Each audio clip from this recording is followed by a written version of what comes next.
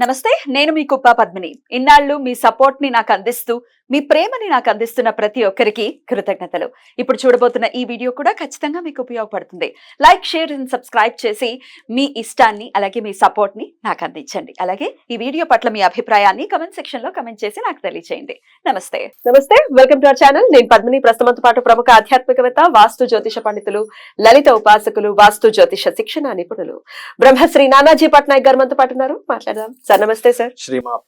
Sir, Karthika బహుళపక్ష అష్టమి కాలభైరవ జయంతిగా జరుపుకునేటటువంటి రోజు, కాలభైరవుడు ఉద్భవించినటువంటి రోజు. మరి అది శుక్రవారం అష్టమి తిథి రాబోతోంది. చాలా మంది మిదిమిడి జ్ఞానంతో డెఫినెట్ గా శనివారం అష్టమి అని చెప్పేస్తున్నారు. డెఫినెట్ గా ఇది బాధాకరం, ఎందుకంటే రాంగ్ గా వెళ్తారు, కన్ఫ్యూజన్ కూడా క్రియేట్ అవుతుంది. డెఫినెట్లీ తెలిసిన వాళ్ళైతే ఖచ్చితంగా చెప్తారు, నిషేధి కాలంలో అష్టమి ఖచ్చితంగా ఉన్న రోజునే కాలభైరవ పూజ మనం చేసుకుంటూ ఉంటాం. అసలు ఇంతకీ కాలభైరవుడిని ఎందుకు పూజించాలి, ఎలా పూజించుకోవాలి? శుక్రవారం అష్టమి కాబట్టి లక్ష్మీదేవికి కూడా ప్రీతికరమైనటువంటి రోజుగా లలితాదేవి లలితా నామాల్లో కూడా అష్టమి చంద్ర విభ్రాజ అని చాలా సార్లు చంద్రుల్లా ఉంటుందని దాని యొక్క అర్థం. రైట్.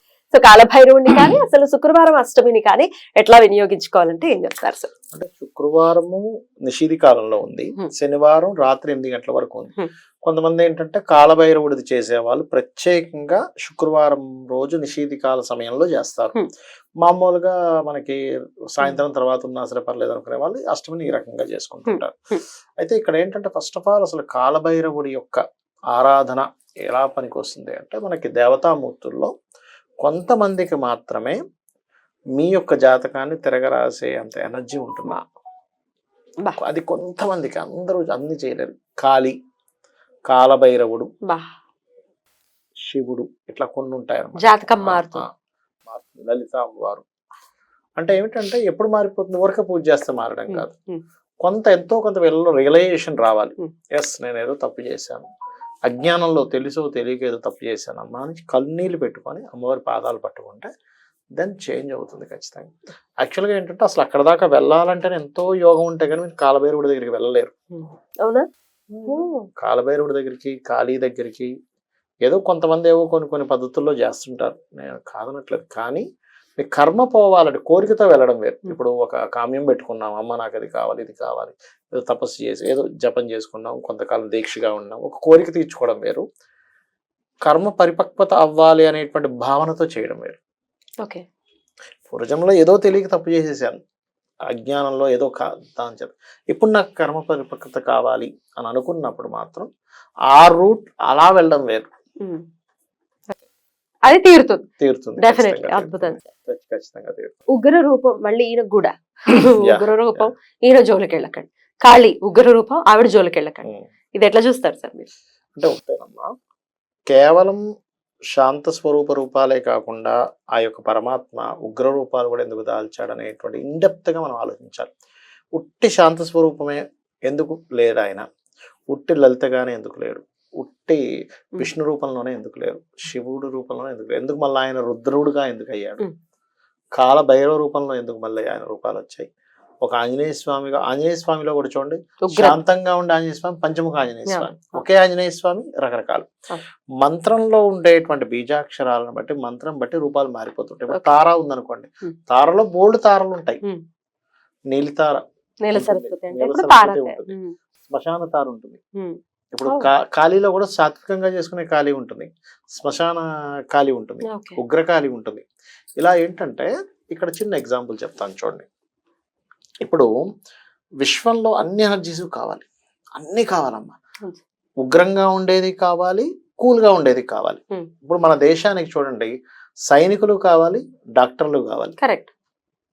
ఆ డాక్టర్లో కూడా ఆపరేషన్ చేసేవాడు కావాలి, పైన జనరల్ ఫిజిషియన్ లాంటి కావాలి. ఏమంటే అమ్మో ఆపరేషన్ చేసే వాళ్ళు, ఎందుకంటే వాళ్ళు కత్తులు కటార్లు పట్టుకుని వాళ్ళు ఉగ్రులు, అమ్మో వాళ్ళ జోలికి వెళ్ళకూడదు అంటావా? మనమే డబ్బులు ఇచ్చి మరి బాబు కోసేయండి. మిలిటరీ వాళ్ళ దగ్గర పోలీసుల దగ్గర మిలిటరీ వాళ్ళ దగ్గర గన్నులు ఉంటాయండి, వాళ్ళ జోలికి వెళ్ళకూడదు అని మనం అంటావా? మనల్ని కాల్చరు కదా. మనల్ని కాల్చరు. ఎవరికి ఉగ్రం? శత్రువుకి ఉగ్రం, మనకు ఉగ్రం కాదు. ఇప్పుడు తల్లి ఉందమ్మా, తల్లి కోపంగా ఉంది, బిడ్డేం భయపడ్డు, Yeah. ఒక కోడి చూడండి, ఒక గెద్దో ఏదో వస్తున్నప్పుడు ఇలా కోపంగా ఉండదు, పిల్లలు భయపడతాయా? భయపడవు, ఇంకా దగ్గరకు వస్తాయి. ఇంకా దగ్గరికి వస్తాయి. అవును, అవును. అంటే ఆ ఉగ్ర రూపాన్ని మనం కాదు భయపడాల్సింది, మన పైన ఏదైనా నెగటివ్ ఎనర్జీ వచ్చినప్పుడు ఆ నెగటివ్ ఎనర్జీ భయపడడం కోసం ఆవిడ ఉగ్ర రూపం దాల్చింది. Right. మనం భయపడిపోయి గజ గజ వణికిపోయి అమ్మ ఉగ్ర రూపం ఇంట్లో ఉండకూడదు, అది కాదు. అయితే ఉగ్ర రూపం చేసేటప్పుడు గురువుల సమక్షంలో దానికంటూ ఒక పద్ధతి ఉంటుంది. ఎందుకు అంటే చెప్తా చూడండి.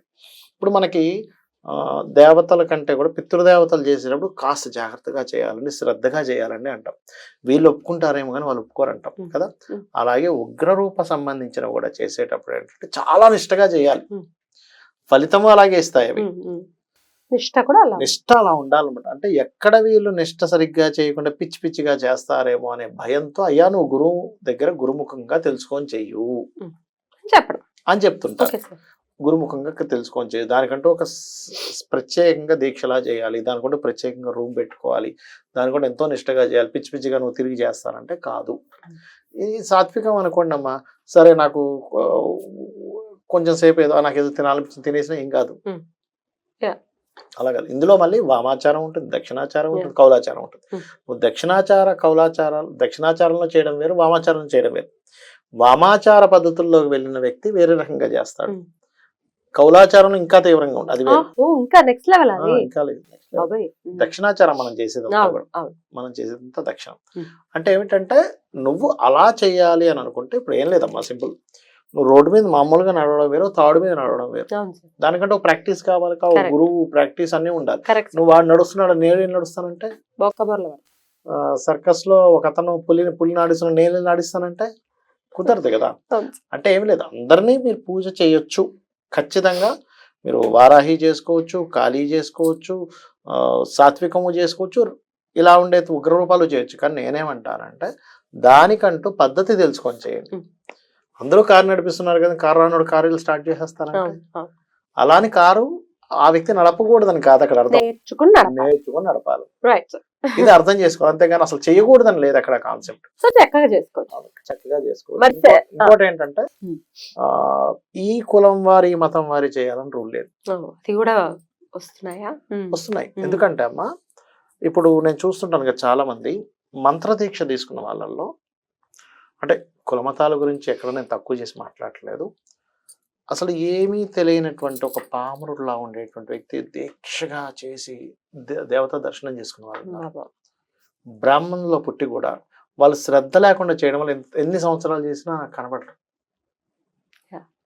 ఎందుకు చెప్తున్నానంటే ఈ మాట, దేవతకి కులమతాలతో సంబంధం లేదు, భక్తితోనే సంబంధం, భక్తే. అట్లాగే అదే దేవతకి అతను ఉగ్ర రూపంలో ఉన్నాడా శాంత రూపంలో ఉన్నాడా, నా దగ్గర రావచ్చా రాకూడదా అని బిడ్డని అట్లా ఎక్కడ చేయదు. కాకపోతే నువ్వు పద్ధతి తెలుసుకొని చేయాలి, పద్ధతి తెలుసుకొని చేసుకోకుండా వెళ్ళకూడదు అంటా నేను, అంతే, అంతకు మించి ఏం లేదు. కాలభైరవుడి దగ్గరికి వస్తాయి. మరి ఏం చేసుకోవాలి సార్? శుక్రవారం నాడు రాత్రి నిశిరాత్రి సమయంలో ఉన్నదాన్ని మనం తీసుకుంటాం కాబట్టి ఎక్కువగా కాలభైరవుడు చేసేటప్పుడు ఇక్కడ ఫస్ట్ ఆఫ్ ఆల్ కాలభైరవుడు చేసేటువంటి విధానంలో చేసే ముందు వీలైనంత సార్లు ఎక్కువ ధ్యాన శ్లోకం చేయాలి. ఇప్పుడు కూడా ఎప్పుడైతే ఏదైనా ఒక దేవతను మనం చేసేటప్పుడు ముందు రోజు చెప్పుకోవాలంటారు, స్వామి నేను రేపు చేస్తున్నాను నీ యొక్క పూజ, నాకు కొన్ని కాలంలో కొన్ని అనుకూలించట్లేదు, నా పూర్వజన్మ కర్మో ఇంకోటి అనుకూలించట్లేదు, కాబట్టి నాకు అనుకూలించాలని నేను నిన్ను ప్రార్థిస్తున్నాను. ధ్యాన శ్లోకాన్ని మాటి తిప్పుకోవాలి ఎప్పుడైనా పూజ చేసే ముందు. ఎప్పుడైతే మనం ధ్యాన శ్లోకాన్ని పదే మనం చేస్తున్నామో, ధ్యానం అంటే ఫస్ట్ దేవత కంటే ముందు దేవతా గణాలు మనకు దగ్గరికి వస్తాయి, అప్పుడు మీరు చేసేటువంటి పూజ వల్ల ఫలితం ఉంటుంది. సర్వసాధారణంగా పంచోపచార పూజ చేస్తారు, ఏదైనా మూలమంత్రం ఉంటే మూలమంత్రాన్ని జపం చేసుకోవడం, అండ్ అదేవిధంగా అంటే రకరకాల పద్ధతులు చేస్తారు. మామూలుగా పంచోపచార పూజ చేసుకోవచ్చు, కామన్ పీపుల్ అయితే. ఫోటో పెట్టుకోవచ్చు సార్? పెట్టుకోవచ్చు, ఎందుకు పెట్టుకోకూడదు అనేది. ఏ దిక్కును పెట్టుకోమంటారు? చాలా మంది ఏంటంటే నార్త్ సైడ్ వాళ్ళు సౌత్ సైడ్ పెట్టుకుంటారు, నార్త్ వాళ్ళంతా కూడా, ఎందుకంటే శక్తి దేవతలు కదా, అందుకని అటు సైడ్ పెట్టుకుంటారు యాక్చువల్గా. బట్ మామూలుగా మనం ఈస్ట్ వైపు పెట్టుకుని కూడా చేసుకోవచ్చు, సాత్వికంగా చేసుకునేటువంటి వారు. ఫోటో లేదు అంటే ఈశ్వరుడికి చేసుకోవచ్చు, తప్పేం కాదు. ఒక దీపం పెట్టుకొని కూడా కాలభైరవుడికి చేసుకోవచ్చు. ఫోటో పెట్టుకోవాలని రూల్ ఏం లేదు ఎక్కడ కూడా.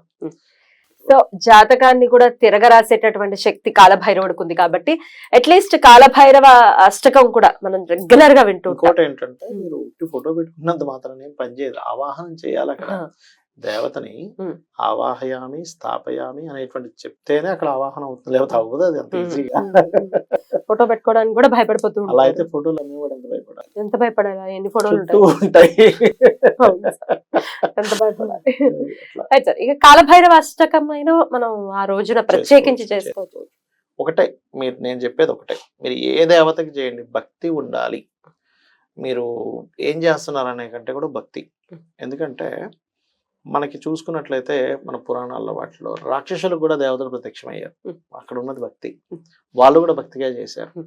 రైట్, అద్భుతం సార్, చాలా బ్యూటిఫుల్ గా ఎక్స్ప్లెయిన్ చేశారు. డెఫినెట్ గా కాలభైరవ అష్టమిని ప్రతి ఒక్కరూ కూడా వినియోగించుకుని కాలాన్ని కాలానికే అధిపతి కాబట్టి ఆయన అనుగ్రహాన్ని పొందవలసిందే. Right sir, thank you sir, నమస్తే. శ్రీమాత్రే నమః.